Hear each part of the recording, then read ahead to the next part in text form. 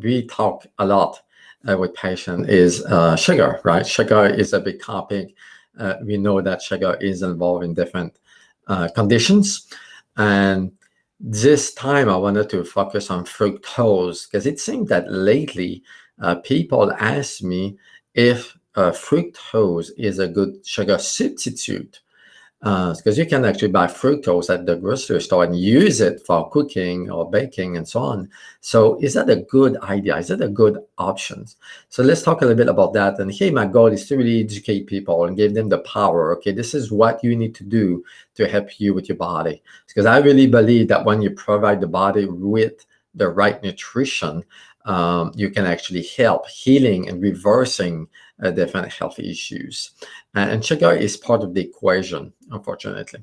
So what we've observed over the last decades is sugar has replaced fat in our diet. So we all know that we've been consuming a lot more sugar than what we used to eat in the past. And that led to the increase of different health issues like heart disease, cancer, diabetes, obesity, osteoporosis, autoimmune issues, and so on and so on. So almost everything can be connected to sugar intake, actually. One of the reasons of it is sugar actually depletes your minerals, your vitamin. So you need to consume a lot more minerals, for example, when you eat sugar.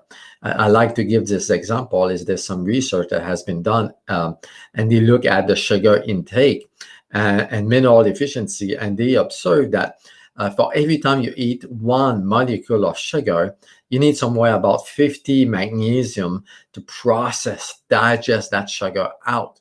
So as you can imagine, if you eat a lot of sugar, you become magnesium deficient. Same thing with calcium. You need a lot of calcium to process the sugar out.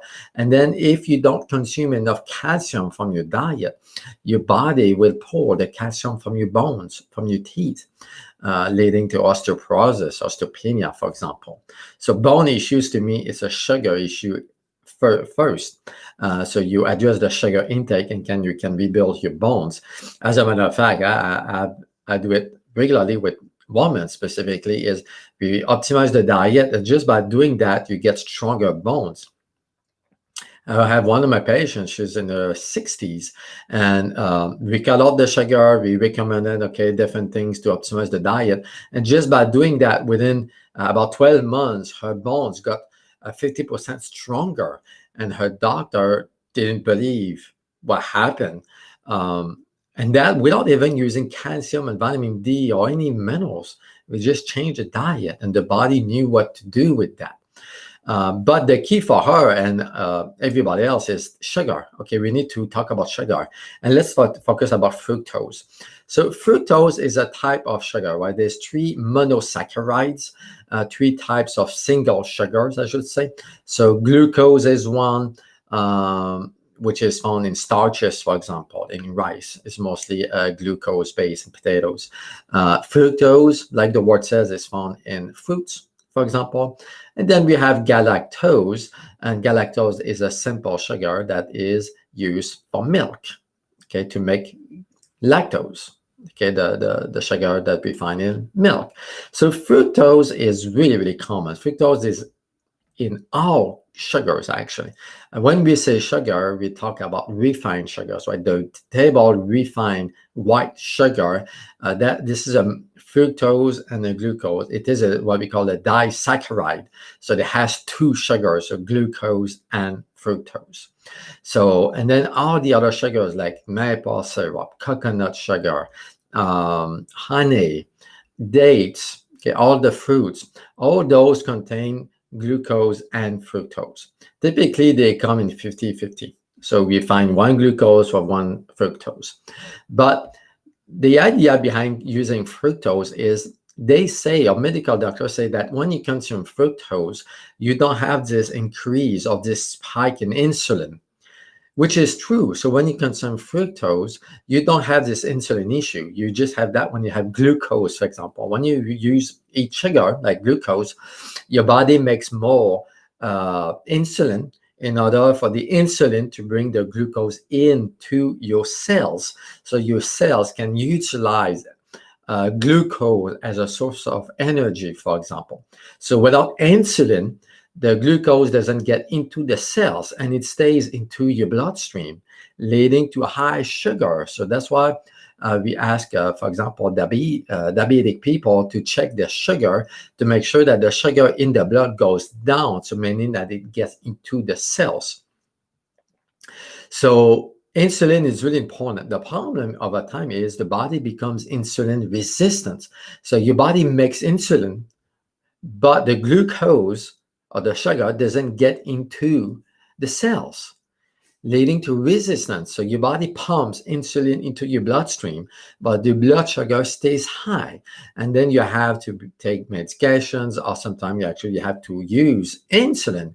So you become diabetic. So you have diabetes over time. So it's a really important question to address the fructose.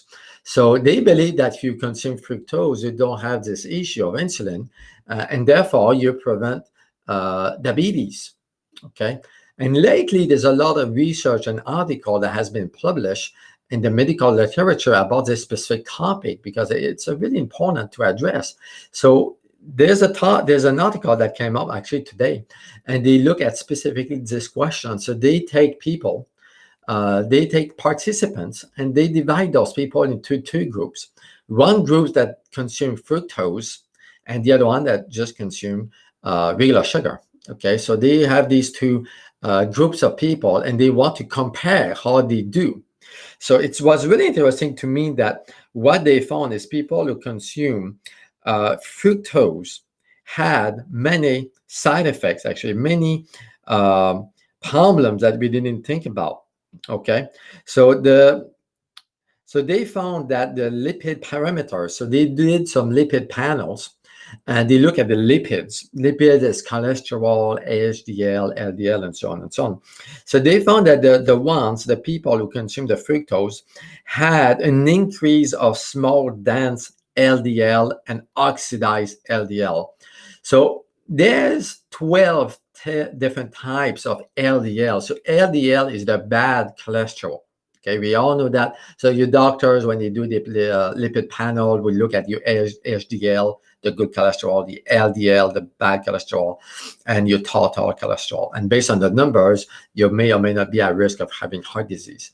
But the problem with the blood work is they don't look at the specific subtype of LDL.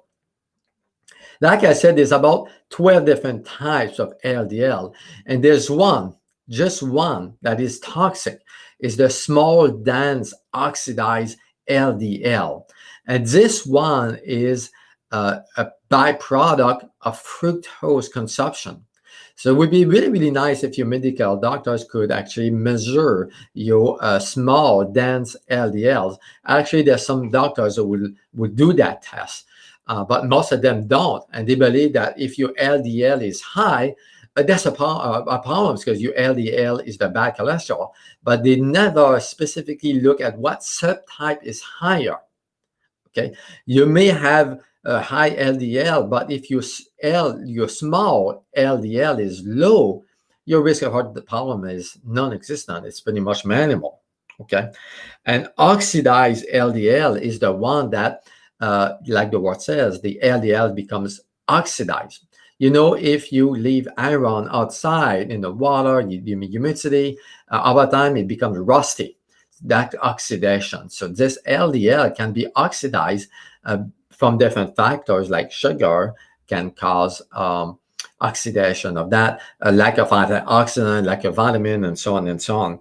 So they found that people who consume fructose had a higher number of small, dense, oxidized LDL and had a higher total of cholesterol by default, because if you have a higher LDL, you have a higher cholesterol most of the time.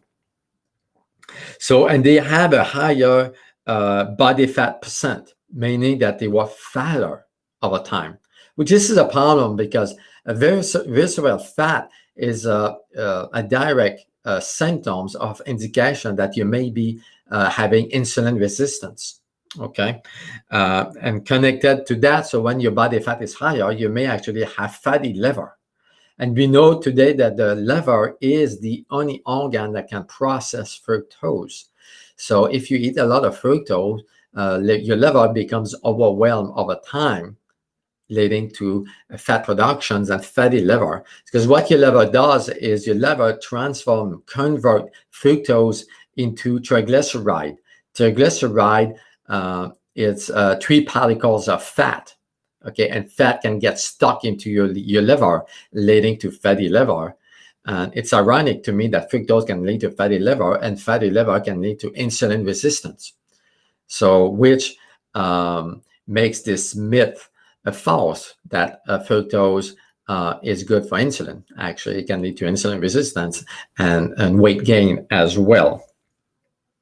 And finally, they found that people who consume fructose had more inflammation in the body, which is connected to insulin resistance. Okay, so there's quite a bit of issues with consuming fructose instead of consuming sugar as an ingredient for baking and cooking. Okay, so at the end of the day, those people who consume the most fructose had a higher risk of having diabetes, cancer, heart disease, weight problem, insulin resistance, inflammation, arthritis, joint issues, and so on and so on. So when you compare people who use fructose as compared to people who don't use fructose, people who consume fructose were sicker or were at higher risk of having health problems as they go in life. So lastly, we need to look at what contains the most fructose, right? Obviously, high fructose corn syrup is one of the sugar that has the most fructose. It's about 55% fructose and about 45% glucose. So it has more fructose as opposed to regular refined sugar, which is 50-50. So that's why one of the reasons why high fructose corn syrup is bad for your liver, because it has more fructose. So your liver has to process more fructose. And then agave. Okay, a lot of people don't realize that agave can be between 70-90% fructose. It has a lot more fructose, which add more stress to the liver. Actually, it really overwhelms your liver to process fructose. So I'm not a big fan of agave as a sugar substitute. So high fructose corn syrup, agave, these are the ones that to me are worse. It contains a lot of fructose. And then everything else is, when it comes to natural sugar, it's okay. Like we talked about when we started, the honey, maple syrup, agave molasses, coconut sugar, coconut syrup, all those sugars are natural because they are 50-50, which is okay for your body, and they come with their own minerals. Like I said, you need minerals to process sugar. So when the sugar comes with their own minerals, like coconut sugar, for example, it's really, really high in minerals and vitamins.